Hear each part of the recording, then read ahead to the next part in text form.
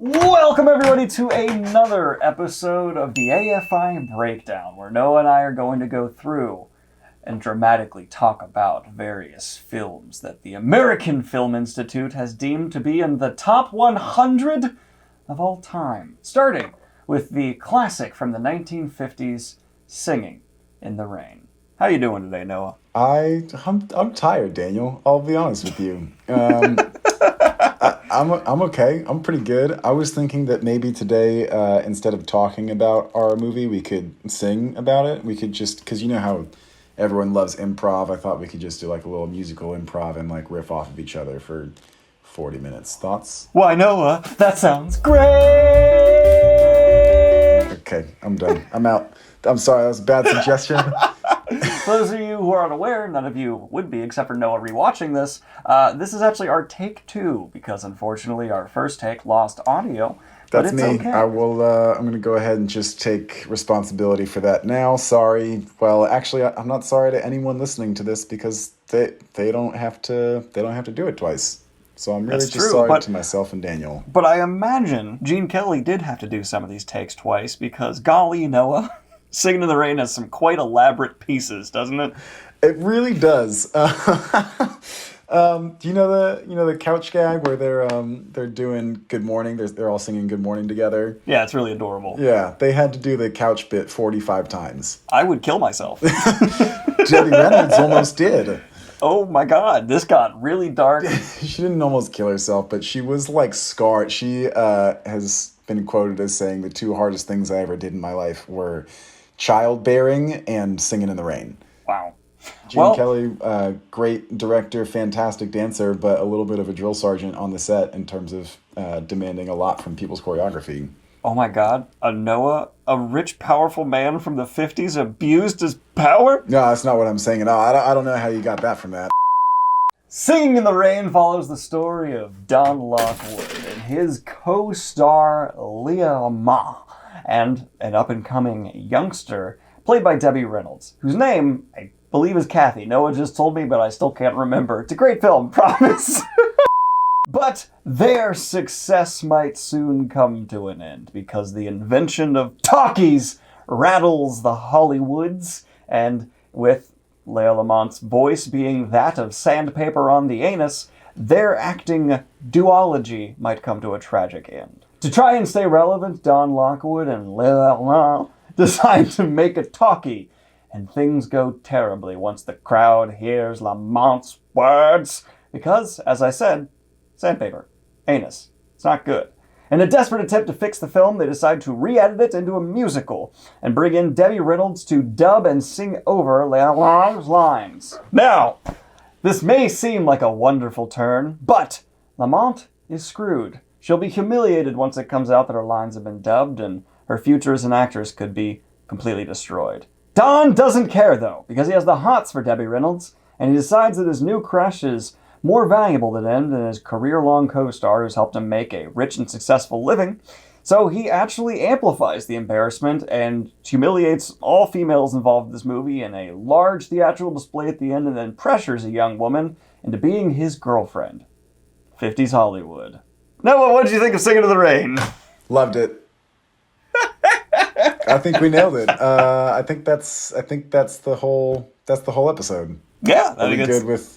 We're just going to put a pin in that, and we'll keep it on the list. I think you nailed the summary, and I think I nailed the review, and that's what people are here for.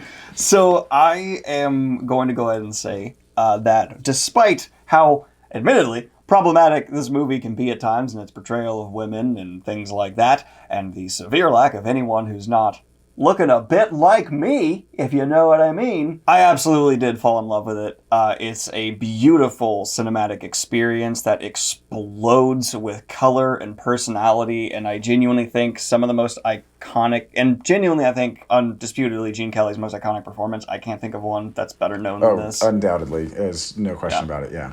And the raw talent on display is almost nauseating. It's so impressive constantly that I feel horrible about myself and I want to go eat a lot of cookie dough.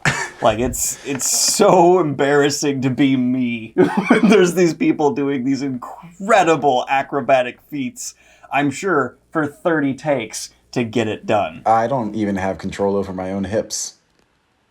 I don't. Was that related to what I just said? Or was that and just I mean, just in terms of like the raw talent, like people's choreography, people's ability to just sort of like move their body, right? Just like the actual physical talent of the trio, but really, 4 or 5 of the actors on set is astonishing. Nauseating is a really good word for it. It is like grotesque how talented they are, But I think Gene Kelly, for those who don't know, can sing, dance, and act on a level that is borderline unrivaled. He, as you said in our previous recording, he did have one substantial rival at the time, right? Yeah, Fred Astaire was the other, was the big sort of like equal to Gene Kelly, but really in my humble opinion, his really only rivalry there is in terms of like dancing ability, right? Like they're kind of like the two big dance stars of the era. But I think in terms of sort of being a jack of all trades, and really that's not even an appropriate term because Gene Kelly is an incredibly talented actor, singer, and with this film, director as well, that I don't think it's really even fair to relegate him to the jack position in a deck of cards. Like, I mean, yeah. He's certainly more talented than that. But you would say that his co-star here, played by, what's his name? Donald O'Connor. Would rival him, at least in this movie, in the talent we see. I think it's a different kind of talent, right? And I think it speaks to like a different personality. Like I think that Gene Kelly is probably the more talented of the two of them. Just in terms of dancing ability, in terms of sort of like all around quality. I think that what appeals to me is just what appeals to me because of who I am, right? Mm-hmm. I love the comedic character that Donald O'Connor plays, and I think his name is Donald in the film too. Now I'm struggling to remember. But that's it gets tricky when you've already talked about the movie. Stuff starts to get weird. You're not even sure what you already said. I have no idea, and I'm going to try and make it as fresh as I possibly can. Which so far so good. But yeah, what appeals to me is like, we talked about this plenty of times on the first take, but his performance in Make 'Em Laugh is probably one of my standout performances of all time. And I think that, where Gene Kelly kind of shines is just sort of technical ability and charisma and like just sort of general all-American appeal, which is kind of what he holds.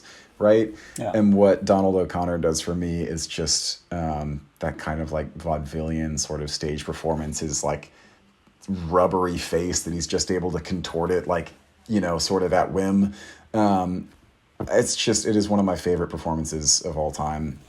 There's 3 displays of physicality in this movie that just stand out to me as peaks of what they are. And the first is Make 'Em Laugh, where there is such a commitment to the physical presence of this actor that he is actually throwing himself around, and the jokes wouldn't land if it wasn't real. Like it wouldn't be funny if this was CG or somehow faked. He's actually leaping off of walls, throwing himself over couches, and that in a meta way that almost pulls you out of the movie is what makes it funny, because the actor's really doing this, and he did hurt himself, I'm sure, as he's being thrown over couches, hit with boards. It's just spectacular, and it's a type of dedication that you rarely see. Opposite of that, we have the other most iconic song from this, the titular song, Singin' in the Rain, where Gene Kelly is doing a more subtle, incredible physical performance, where he has this childlike wonder about him while he's simultaneously just dancing like a master. And that's the true mastery, because he's able to bring in this performance, this subtlety, escapism to dancing that no one aside from him could deliver in that way. He's playing with the set. They're delivering jokes with like a stern cop who's going to, arrest him for having joy. Right. And it's absolutely jaw-dropping. And then there's the third, which I think the actress's name is Sid Caesar, you said? It's Sid Charisse, but she is only there in the like last scene. Right. But there's this display from Sid Charisse where I was just in actual awe as a couch potato, seeing someone able to not only achieve these positions, but hold them gracefully while looking at ease when I'm sure internally her body is just going... Is like screaming at her. Yeah. You know what's so funny? What's so funny about that scene in particular, right? Is that so Debbie Reynolds does a lot of the dancing for the whole film, right? She's one of the three main characters. And so it's weird when you get into that sort of that kind of dreamlike, surreal 10-minute dance montage at the very end of it that you have Sid Charisse come in, because she hasn't been in the movie before, so we don't really know why she's playing this role towards the end of the film. And one of the reasons was Debbie Reynolds was not a trained dancer like Donald O'Connor and Gene Kelly and Sid Charisse for this part of the film. So they sort of took her out with it. There were just moves that she couldn't do. In addition, there were censorship laws at the time, right? Like your movie could only be so sexual or suggestive. There were a lot of like kind of strict rules at that time going on around here. So you will notice there's very few cuts in the film, especially throughout the dance numbers. And I saw this last night, there's a really awkward, and it lasts for like, if you blink, you'll miss it. But there is a scene where Gene Kelly and Sid Charisse are dancing together, and it just cuts for a moment to a different angle. And it's because Sid Charisse is doing this move where she's like lifting her legs and like wrapping them around Gene Kelly in what is truly a ballet move, but Sid Charisse is so like suggestive and sexual when she does it that they were like, nope, no, can't have that. We cannot give nation those thoughts. Gene Kelly is like, it's a real, like it is a dance move, and they're like, not when she does it. And that's kind of what the beauty of Singing in the Rain at its core to me is, the just unbelievable ability of the stars. There's some aspects to it I don't think have aged great, just because like there's a lot of drawn out sequences, especially towards the end, of just like, this is cutting edge new stuff for us to do on camera here, and it's kind of playing on the theme of the talkies coming in. They're trying to push musicals to a whole new level, and they largely do achieve that. But at the same time, like, yeah, I can criticize the fact there are certain sets that just extend awkwardly to hide the fact they're sets, and there's very, like, out-of-place green screen that looks atrocious when compared to now.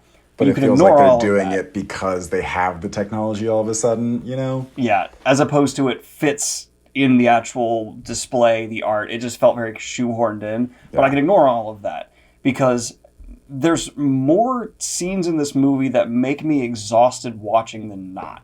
The level of athleticism, I just want to hit this one last time, especially from Gene Kelly, who you and I both commented on before, is jacked. Like, it's rare to see someone in the 50s look as muscular and tight as this guy did. Like to the point where Kay, while watching this movie with me, just leaned over and went, what an ass. What an ass on that man. It's America's ass. It is America. It was the original America's ass. There's no way around it. And I'm so glad that Kay said that, because I feel seen, because I was watching it with Emily, and I was the one who made the comment. I was like, oh my God, look, he's just beautiful. He's just so talented.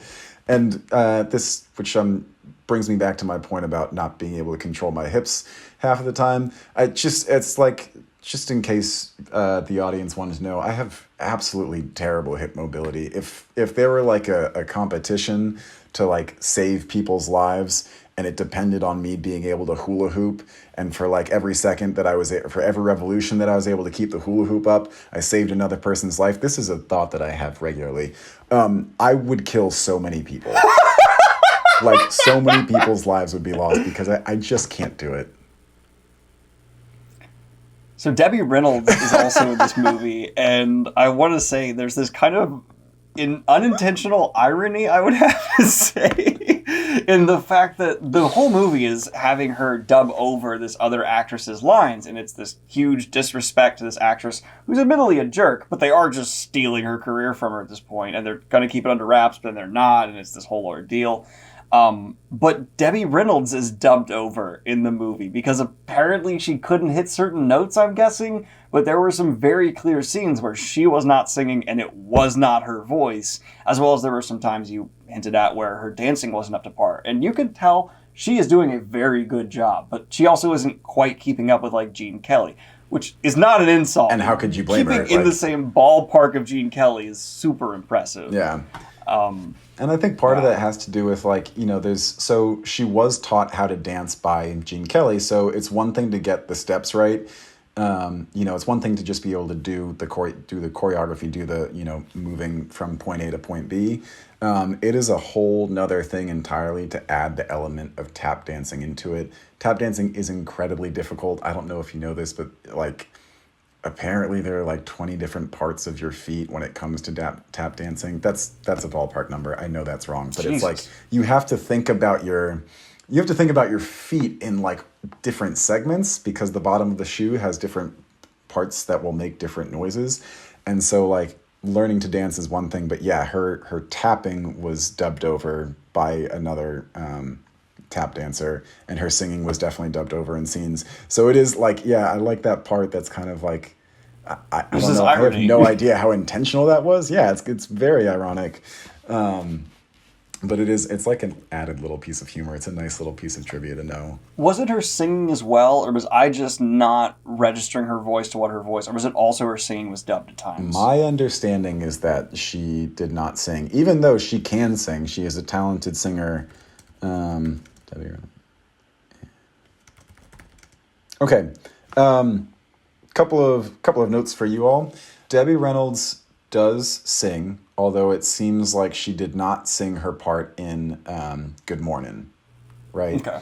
And in addition to that, I just want to give a quick shout out to Betty Noyes, Noyes, not sure how to pronounce her last name, I'm sorry, is the person whose voice they dub over, or is the person whose voice they use. Gorgeous voice, absolutely beautiful voice. And Good Morning is one of my favorite numbers from this movie, except, who am I kidding? There's like every single number in this movie I'm in love with. Even the little short ones like Moses Supposes,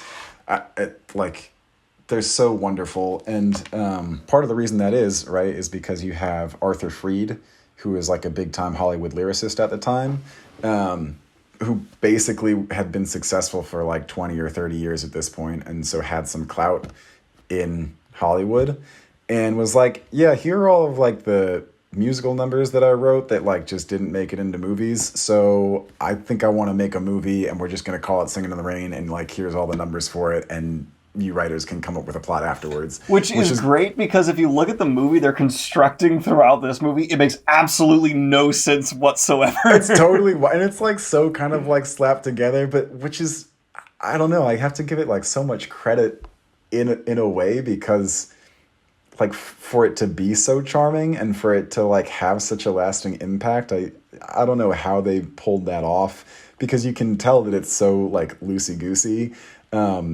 So I don't really know how they achieved that, but that is like one of my favorite parts about the movie. It's just a showcase of like all of his other hit songs that, for one reason or another weren't in the movie. That's actually something I would love to hear in Emily's Corner on. We're not going to have one this week, unfortunately, but there is what I would say is a bleeding charm of Singing in the Rain, where constantly there is stuff in this movie where I'm like, that's a bit not okay to do or say right there.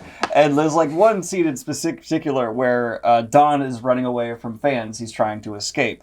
And he runs up on top of a bus and then jumps into Debbie Reynolds' car. It's the first time they meet. A strange man leaps into your vehicle. And Debbie Reynolds, quite justifiably so, is like, help, police, oh my God. And because Hollywood, there's a cop 10 feet away. And he walks up and is like, what's going on? Oh, you're the famous guy, Don. Everything okay here? And they're like, of course. And then walk away. And I'm like, hey, officer, that woman was screaming for help 5 seconds ago. Maybe the guy threatened her. Maybe do your job. And then it's treated like he's absolutely fine in doing this. And like they have a flirtation. And you're like, oh, that's so cute. But then he like belittles her for like the next 30 minutes of the movie. And they just, I don't know. There's this charm to it all, though, and it's because of the way these actors were trained. If you looked up the definition of twinkle in the eye, it should just be Gene Kelly's face throughout 80% of the movie. He just has that... The dimples and the little smirk, his pearly white teeth. A literal twinkle in the eye. It's and it wins wild. You over.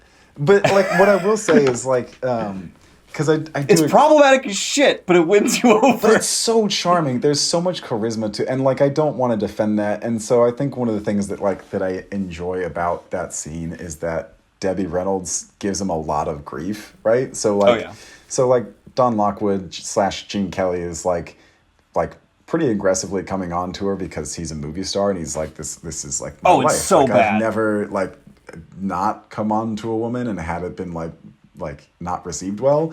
And so the best part about that scene for me is having Debbie Reynolds just be like, actors, you're not really an act, talking about the silent film actors not really being all that great, all that big of a deal. And she basically tells him, you all suck. You suck.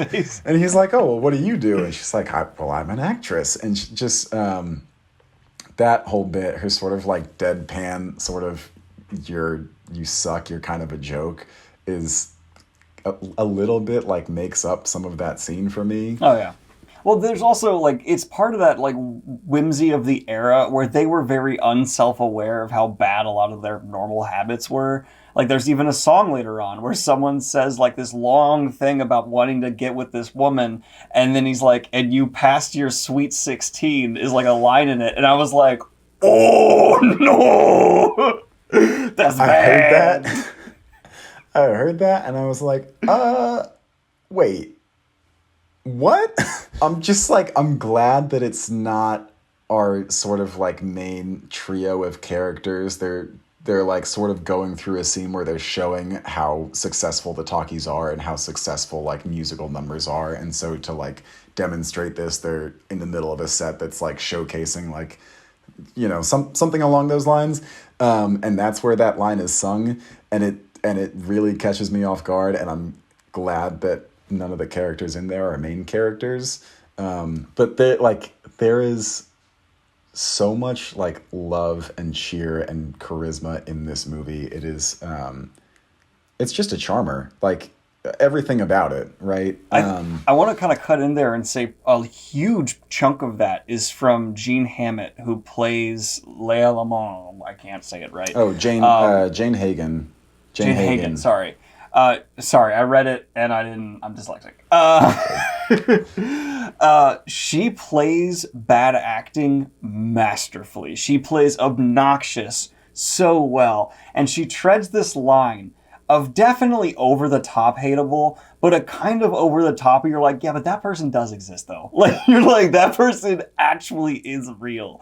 And that's the kind of comedy she's able to execute while she's doing that is priceless. I would say, there's a lot of humor here, and some of the comedy doesn't land, some does. Hers almost always does, especially when it's not that she's the butt of the joke. It's but the circumstance the one delivering it. Exactly. Yeah. Oh man, the scene with her and the vocal coach is also just fantastic. One of the things that I love about it for a movie that is so heavily dependent on vocal talent, for one of the gags to be that Lena Lamont has just the most heinous voice is hysterical. And I think I would be remiss to not mention that there is a real talent in that. You're absolutely right. There is a talent to how would you say it? Acting poorly well. Yeah. Right? And she doesn't really have singing bits in the movie, but her her comic voice that she does, I can't stand them. It is hysterical. It never misses a beat. And I swear it's influential too, because I can't think of a voice prior to this that sounds exactly like that. And I know a ton of media that references a voice exactly like that. Yes, 100%. And I want to talk about the meta nature of this film, but I also want to pause real quick and switch over batteries. And hold the presses, just like the person at the beginning of the movie holds up a newspaper for character development. Emily has just decided to swing on by and deliver one of her Emily's Corners. Take it away, Em. Okay. Pros. Resurgence of tap dancing. Can we make it happen in 2022? I love tap dancing. But then halfway through the movie, I will say I did notice that sometimes their footsteps were not always in sync with the tap sounds, which I think if you look at it from a larger perspective, you would never notice it. But if you really start to stare at their feet for long enough, you can hear the dubbed footing. But it's really cool that I feel like they make tap dancing looks extremely masculine, which is not necessarily, I think, how you would categorize tap dancing in 2022, but I really appreciated like being able to view it that way, and you could just see like the sheer athleticism in everything that they're doing, and super here for tap dancing. Wish it was in more movies. Pro number 2, Gene Kelly is super hot. Pro number 3, I would say that the music itself is just actually really charming. I actually haven't seen this movie before last night, not the whole thing. Noah has tried to show it to me on a number of occasions and has showed me clips from the movie throughout our relationship. And so I think that like seeing them all compiled together, it almost felt like I had watched it before because I'd seen these really iconic scenes. But cons of this movie is pretty much the overt sexism. I mean, let's talk about the near rapey scene where he like gets in the car and is like trying to hit on her and is playing this, you know, damsel role, and then she pushes back on him even a little bit and he turns into like the wimpiest white boy ever. It's awesome. Rampant, would you say? Rampant? Yeah, rampant sexism. I would say it's pretty rampant. Like, I mean, that scene alone, the fact that, like... There's a lyric in a song where they're like, thank God you're over 16. Oh my God, right? I heard that. I'll also say I love / hate the trope of men falling in love with the first woman who ever pushes back on them. It's like my favorite thing ever, and it's actually, I think, pretty present through a lot of film. And I love that you actually have like pretty zero insight into their relationship whatsoever, but it's like a major theme throughout the movie, but like you really have no idea how they function as a couple, but we're all just supposed to be kind of blindly happy for them getting together at the end. I mean, I'm here for it. And yeah, poor whatever Lena, I would say, because I feel like we're all a bit self-conscious about our voices, and so being alienated for your voice being so high-pitched and whiny that you have to be dubbed over is, I think, would send any woman into an aggressive tailspin of blackmail. So Thank you so much for Emily's Corner. It's really appreciated. thank you for having me. You're a golden sunshine every time you come on the camera.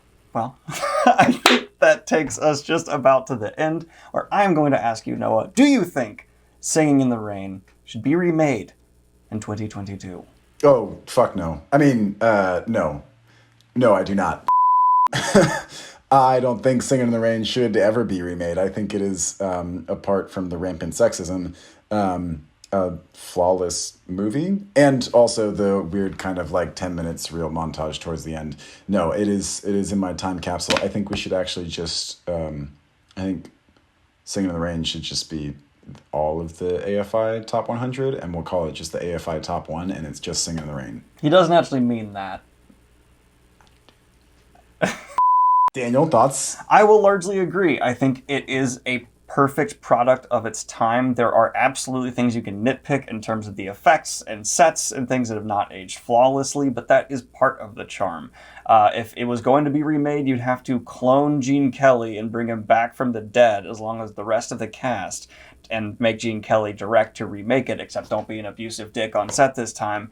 And that would be the only case in which I'd be like, okay, you can do this, because otherwise it's flawless. I would kind of like to see it with modern cameras, just so it would look even better, but I actually thought it looked remarkably good for when it was shot on the 4K upscaling I was able to watch. I mean, they basically remade it with La La Land, which is like its own kind of deal, but if you're looking for better camera work or like better quality cameras, like that's essentially your place to get Singin' in the Rain, but in 4K. Is that everything? Daniel, are you keeping this movie on the list? I will put it very low on the list, because while I do admire it, and my God is it fun, There's also not a whole lot to take away from it. I don't walk away from Singing in the Rain a changed man. I just walk away from it in a really good mood. And I'm not saying movies need to do anything aside from entertain, but I certainly respect certain films that are able to entertain and make you think about Kate a bit more. So it's on there, which is a lot of respect because there's not those moments. But it's low on there. I'd say like in the 90s. Sure.